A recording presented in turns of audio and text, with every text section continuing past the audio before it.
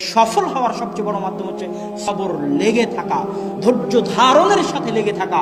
যা কিছু হোক না কেন সবরই আপনাকে বিজয়ী করবে। পৃথিবীতে বিজয়ী হওয়ার সবচেয়ে বড় মাধ্যম হচ্ছে সবর, যার জ্বলন্ত উদাহরণ নাম নিতে চাই না। আফগানিস্তানের মাটিতে কিছুদিন আগে আপনারা দেখতে পেলেন, এই 2-3 দিন আগে আমেরিকার সাথে যারা চুক্তি করলো, তারা শুধু সবর দিয়েই, ধৈর্য দিয়েই এই পর্যন্ত আসতে পেরেছে। ধৈর্য দিয়েই 20 বছর ধৈর্য। বাপ রে বাপ রে বাপ! কোথায় ইউসুফ আলাইহিস সালাতু ওয়াস সালাম, তার বাপ নবী, তার দাদা নবী, তার দাদার পিতা নবী, তার বাপ ইয়াকুব নবী, তার দাদা ইসহাক নবী, তার দাদার বাপ ইব্রাহিম নবী। এতগুলো নবীর সন্তান হওয়ার পরেও, এতগুলো নবীর দোয়া থাকার পরেও ইউসুফ কুয়ায় ঝুলে, কুয়ায় মরে কি বাঁচে? ওখান থেকে কৃতদাস, নবীর ছেলে কৃতদাস, বাপ নবী, দাদা নবী, দাদার বাপ নবী, সে কৃতদাস। কৃতদাস হয়ে মানুষের বাড়িতে কাজ করে, অথচ তার বাপ নবী, তার দাদা নবী, তার দাদার বাপ নবী, ইব্রাহিম নবী, ইসহাক নবী, ইয়াকুব নবী, তাদের ছেলে ইউসুফ মানুষের বাড়িতে কৃতদাস হয়ে কাজ করে। আর বাপ কাঁদতে থাকে, কোথায় আমার ছেলে? বাপ কাঁদতে থাকে, কোথায় আমার ছেলে? কোথায় আমার ছেলে? দুইজনই নবী। তারপরে কৃতদাস অবস্থায় অপবাদ মাথায় নিয়ে জেলখানায় চলে যায়। 1 যুগ জেলখানায় কাটিয়ে দেয়। তিনি নিজে নবী, তার বাপ নবী, তার দাদা নবী, তার দাদার বাপ নবী। তাহলে কি রকমের ধৈর্যের পরিচয় তারা দিয়েছেন! ধৈর্য দিয়েই ইউসুফ এবং ইয়াকুব বিজয় লাভ করেছেন। আপনিও যদি আপনার জীবনে বিজয়ী হতে চান, তাহলে ধৈর্য ধারণ করতে হবে।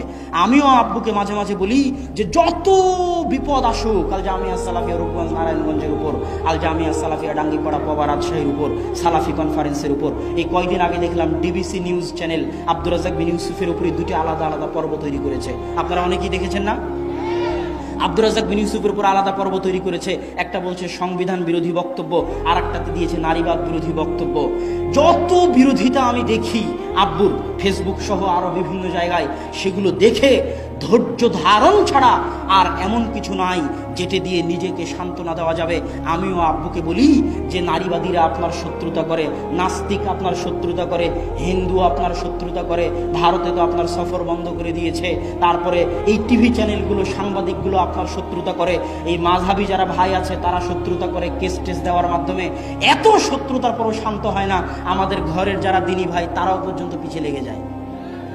তাহলে কি বলবেন?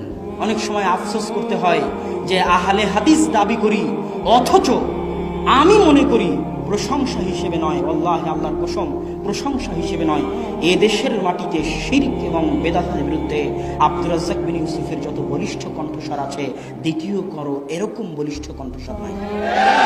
এটা প্রশংসা নয়, এটা বাস্তব কথা। এবং যত ঘটনা আমি আব্বুর জীবনে দেখেছি, বক্তব্য দিতে গিয়ে মাঠ ছেড়ে পালিয়ে যাওয়া, রডের বাড়ি নাকের উপর লাগা, নাক ফেটে রক্ত বেরিয়ে আসা, এই যে কঠিন দাওয়াতি মুহূর্তগুলো, বাংলাদেশের আনাচে কানাচে গিয়ে এইভাবে বিপদ বাধা বিপত্তি উপেক্ষা করে দাওয়াত দেওয়া। আমরা তো সোনার চামচ মুখে নিয়ে বড় হয়েছি, আব্বুদের তৈরি করা মাঠে বক্তব্য দিচ্ছি, আমাদের মতো হাজারো বক্তব্য দিচ্ছে। ওই কঠিন দিনগুলো আমাদের দেখার সুযোগ হয়নি, কিন্তু তারপরেও যখন দেখি যে সব সময় বক্তব্যে হাদিস, এখনো যে বক্তব্য দিল, আমার পাশে বসে থেকে আমার একজন বন্ধু বলতেছে যে ওস্তাদজির মতো বক্তব্যে হাদিস কেউ বলতে পারে না। তাহলে যে লোকটা সব সময় বক্তব্যে হাদিস বলে, হাদিসের অনুবাদ করে, শিরক বিদআতের বিরুদ্ধে বক্তব্য দেয়, সে যদি আহলে হাদিস না হয়, আমি জানি না কে আহলে হাদিস। সে যদি সালাফি না হয়, তাহলে আমি জানি না কে সালাফি। অথচ আমাদেরই আহলে হাদিস ভাইয়েরা, আমাদেরই সালাফি ভাইয়েরা যখন এই ধরনের মানুষের পিছনে লাগে, তখন আমি বলি ধৈর্যের পরিচয় দেওয়া ছাড়া এর কোনো রাস্তা নাই। এর সবচেয়ে বড় রাস্তা হচ্ছে ধৈর্য, এর সবচেয়ে বড় রাস্তা হচ্ছে ধৈর্য, এর সবচেয়ে বড় রাস্তা হচ্ছে ধৈর্য। আয়েশা রাদিয়াল্লাহু তাআলা আনহাকে আল্লাহর রাসূল বলছিল, আয়েশা কথা বলো, তুমি যদি অপরাধ করে থাকো স্বীকার করো। ওই সময় আয়েশা বলছিলেন যে আমি যদি আজ স্বীকার করি তাহলে মিথ্যা হবে, আর আমি যদি আজ অস্বীকার করি মানুষ বলবে খারাপ কাজ করে অস্বীকার করতেছে, অতএব আমি কথা বলবো না, আমি ধৈর্য ধারণ করব। ইউসুফের পিতার মতো ধৈর্য ধারণ। মারিয়াম যখন সন্তান কোলে করে নিয়ে বাহিরে চলে আসলো, মানুষ বলছে মারিয়াম মা কানা আবুকা ইমরা সাউইন, মারিয়াম তোমার পিতা তো ব্যভিচারিণী ছিল না, মা কানা তুম্মুকি বাগিয়া, মারিয়াম তোমার মা তো ব্যভিচারিণী ছিল না। মারিয়াম এটা কি? মারিয়ামকে আল্লাহ শিখিয়ে দিয়েছে কথা বলবা না, তুমি যদি কথা বলো মানুষ তোমার কথা বিশ্বাস করবে না। আশারাত ইলাইহি, তিনি বাচ্চার দিকে ইশারা করে দিলেন। তখন বাচ্চা বলছে ইন্নী আব্দুল্লাহ আতানিয়াল কিতাব ওয়া জাআলানি নাবিয়্যা, আমি আল্লাহর বান্দা, আল্লাহ আমাকে কিতাব দিয়েছে, আল্লাহ আমাকে নবী করে পাঠিয়েছে। আল্লাহু আকবার। ঠিক তেমনি ইউসুফ আলাইহিস সালাতু ওয়াস সালামকে কথা বলতে বলা হয়েছিল, কথা বলেননি। জেলখানায় 1 যুগ থেকে গেছেন, মুখ ফুটে কথা বলেননি, যতদিন না যারা ষড়যন্ত্র করেছে তারা যতদিন না কথা বলেছে।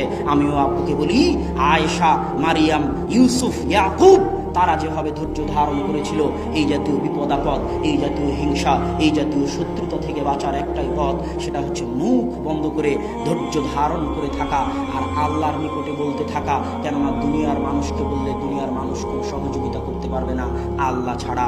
আর আল্লাহ সুবহানাহু ওয়া তাআলা যদি কবুল করেন, আল্লাহ যদি সহযোগিতা করেন, তো সারা পৃথিবী একদিকে হয়ে গেলেও ধৈর্যের জোরে, সবরের জোরে, আল্লাহর সাথে সম্পর্কের জোরে একদিন বিজয় আসবে, আসবে ইনশাআল্লাহ, এতে কোনো সন্দেহ নাই।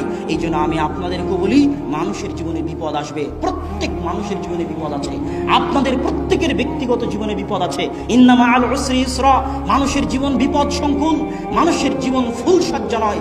প্রত্যেক মানুষের জীবনে বিপদ আসবে, কিন্তু প্রত্যেক মানুষের করণীয়, বিপদ থেকে বাঁচার জন্য করণীয় হচ্ছে 3টে জিনিস। যে বিপদে আসুক, আপনাদের সকলের জীবনে যে বিপদে আসুক, 3টে জিনিস দিয়ে আপনি বাঁচতে পারবেন। বিপদের কথা শোনা মাত্র হতাশ না হয়ে ওযু করে 2 রাকাত সালাতে দাঁড়িয়ে যান। সবার আগে মানুষকে বলার আগে আল্লাহকে বলেন, আল্লাহ বিপদে পড়েছি, তুমি উদ্ধার করো। এই 2 রাকাত সালাত এত পাওয়ারফুল, এই 2 রাকাত সালাত এত পাওয়ারফুল, এই 2 রাকাত সালাত এত শক্তিশালী, এই 2 রাকাত সালাত এত শক্তিশালী, আমি আমার আম্মার জীবনেও দেখেছি, আমার নিজের জীবনেও দেখেছি, আর আল্লাহর রাসূল আর সারার ঘটনা তো দুনিয়ার মানুষ জানে। এই 2 রাকাত সালাতের চাইতে পাওয়ারফুল সালাত পৃথিবীতে আর নাই। যে বিপদে পড়েন না কেন, এমপি, মন্ত্রী, মিনিস্টার, ডাক্তার, ইঞ্জিনিয়ার, পাড়া পড়োশি, সকলকে বলার আগে কাকে বলবেন? আল্লাহ সুবহানাহু ওয়া তাআলাকে বলবেন। এই 2 রাকাত সালাত আপনার বিপদ দূর করে দিবে। 2 রাকাত সালাত আদায় করার পরে আল্লাহর রাস্তায় দান করবেন, সাদকা করবেন। সাদকা মানুষের বালা মুসিবত দূর করে দেয়, এর অনেক দলিল আছে। 3, ধৈর্য ধারণ করবেন, মুখ বন্ধ করে ধৈর্য ধারণ করবেন। যতই কষ্ট হোক মুখ বন্ধ করে ধৈর্য ধারণ করবেন। পরিবেশ একদিন পরিবর্তন হবে, পরিবেশ একদিন আপনার পক্ষে কথা বলবে। যেভাবে নবীরা ধৈর্য ধারণ করেছিল সেভাবে ধৈর্য ধারণ করুন, এটাই সফলতার সবচেয়ে বড় মূল মন্ত্র। আল্লাহ সুবহানাহু ওয়া তাআলা আমাদের প্রত্যেকের জীবনকে সাফল্যমণ্ডিত করার তৌফিক দান করুন, আল্লাহুম্মা আমিন। এবং আমাদের ব্যক্তিগত জীবন, আব্দুর রহমান, আব্দুর রহিম সহ, জামিয়া সালাফিয়া সহ সব কিছুকে মানুষের বদনজর, মানুষের হিংসা, মানুষের ষড়যন্ত্র থেকে হেফাজত করে ধৈর্য ধারণের সাথে সামনে এগিয়ে যাওয়ার তৌফিক দান করুন, আল্লাহুম্মা আমিন। এই বলে আমি আমার সংক্ষিপ্ত বক্তব্য এখানে শেষ করছি। ওয়া আখিরু দাওয়ানা আলহামদুলিল্লাহি রাব্বিল আলামিন। আসসালামু আলাইকুম।